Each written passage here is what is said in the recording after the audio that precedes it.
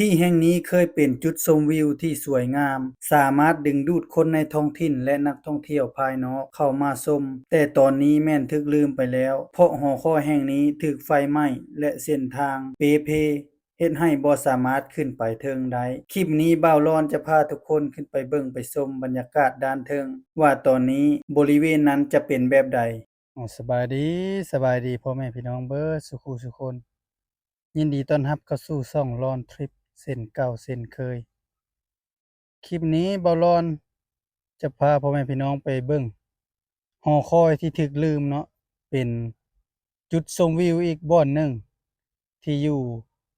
บ้านถ้ำเนาะนี่ตอนนี้บ่าวร้อนอยู่ที่บ้านถ้ำเมืองท่าแขกแขวงคำม่วนคือว่าเป็นหอคอยที่ถูกลืมไปหลายปีแล้วเนาะเพราะว่าถูกไฟไหม้ก็เลยบ่ได้มีการบูรณะเลยถูกปล่อยร้างเลยนี่บ่อนเฮาสิไปก็คือพู้นแหละเนาะทั้งส้นทั้งผาทั้งเบื้องนี้เนาะใกล้ๆกับถ้ำช้างเนาะถ้ำช้างจะแม่นอยู่เบื้องนี้เนาะเอาไปเบิ่งไปชมนำกันพี่น้องว่าจะเป็นไปได้เนาะสถานที่เนาะนี่พี่น้องบรรยากาศยามนี้ก็ใบไม้ก็จะเขียวแน่เนาะบัดนี้ฝนตกแล้วแต่ว่าทุ่งนายังแห้งแล้งคือเก่าเนาะช่วงนี้ก็เป็นช่วงฤดูแล้งแน่นี่บรรยากาศยามแล้งยามฝนนี่โอ้อ่อนซ่อนขนาดพี่น้องแถวนี้เข้าเขียวงามเส้นทางไปก็ไปทางถ้ำช้างเลยพี่น้องเอ้ยเดี๋ยวบ่ร้อนจะแปะลิงก์ถ้ำช้างให้เบิ่งครับพี่น้องแยกออกมาจากเส้นทางเลขที่12เลี้ยวขวามือเนาะนี่เป็นทางเข้ามาบ้านถ้ำเข้ามาในบ้านก็บรรยากาศจะประมาณนี้พี่น้องถือว่าเป็นแบบอินดีสุดๆเลยเนาะบ้านนี่พี่น้องตอนนี้เฮาก็ฮอดขัวห้วยเนาะนี่เอิ้นว่าห้วยเสียงลงเนาะนี่สายห้วยเสียงลงไกลสิฮอดถ้ำช้างแล้วเนาะตอนนี้ถ้ำช้างเพิ่นก็ปิดเพราะว่าเบิดเวลาแล้วเนาะเพิ่นเปิดก็ประมาณ8โมงเช้า5โมงแลงนี่บรรยากาศผายามแลงงามฮะเรานี่จะเป็นทางหน้าของถ้ำช้างนี่เพิ่นอัดประตูแล้วเนาะเฮาก็สิเลี้ยวขวาไปทางนี้เนาะไปตามซอยนี่แหละ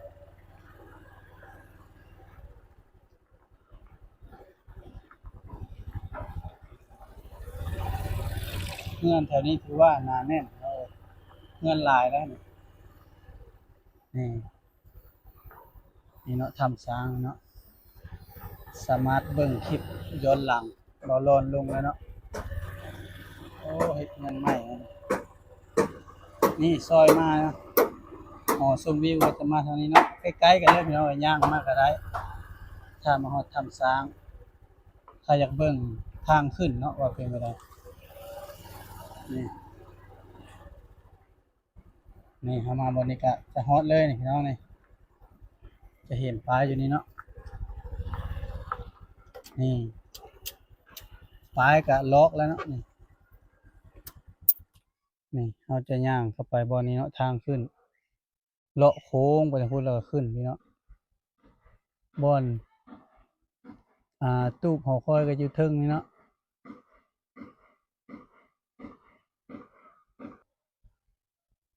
นี่พี่น้องปลายทางขึ้นจะเป็นแบบนี้เนาะนี่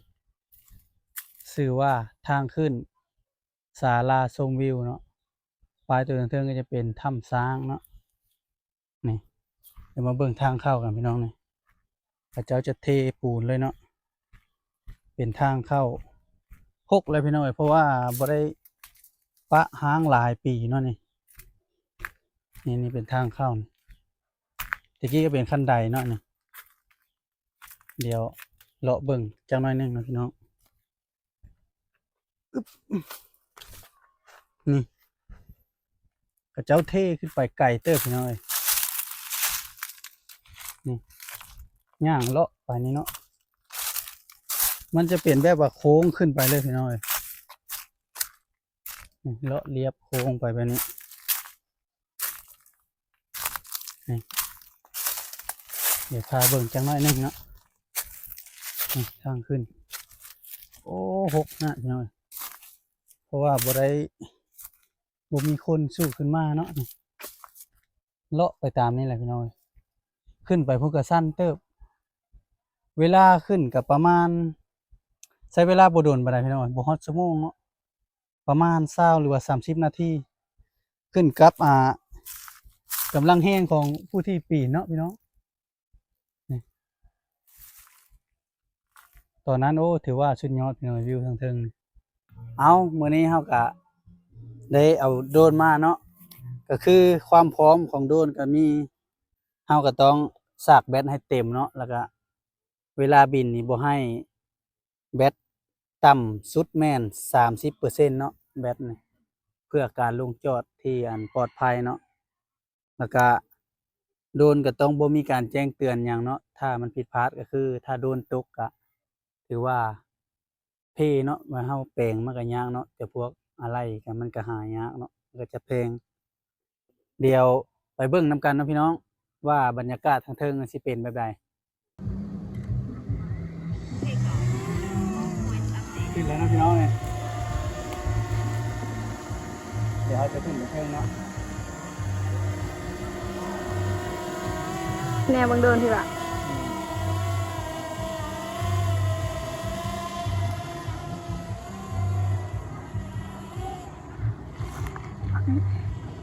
คะแนนเพนโดนพูดได้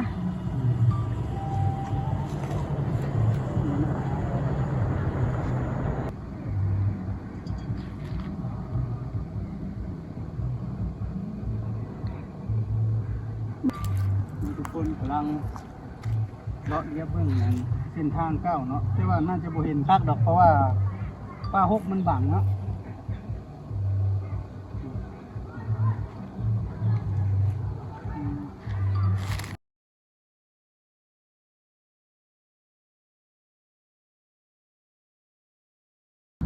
เส้นทางขึ้นถือว่า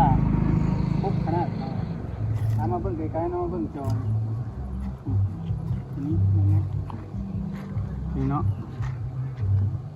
บ่ฮู้ว่าเห็นหรือบ่เนาะนี่เส้นทางขึ้นนี่โอ้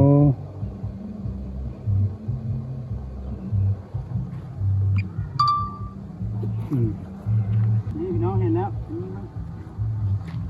นี่เห็นแล้วซากหอคอยนี่นี่เดี๋ยวนี่เนาะอยู่บนนี่เนาะนี่เดี๋ยวเราไปเบิ่งนำกันนี่โอ้โดนขึ้นไปบ่ถึงพี่น้องต้องได้ปรับความสูงขึ้นนี้ก่อนนี่เห็นซากบ่พี่น้องนี่ซากของหอคอยเนาะนี่ปึ๊บ จุกันมา เดี๋ยวทางเดี๋ยวปรับความสูงกันเนาะอันนี้ถ้าเราจุได้ลองเอาบ่จำกัดเบิ่งน้ำบานนี่เอาพี่น้องเบิ่งนำกันอีก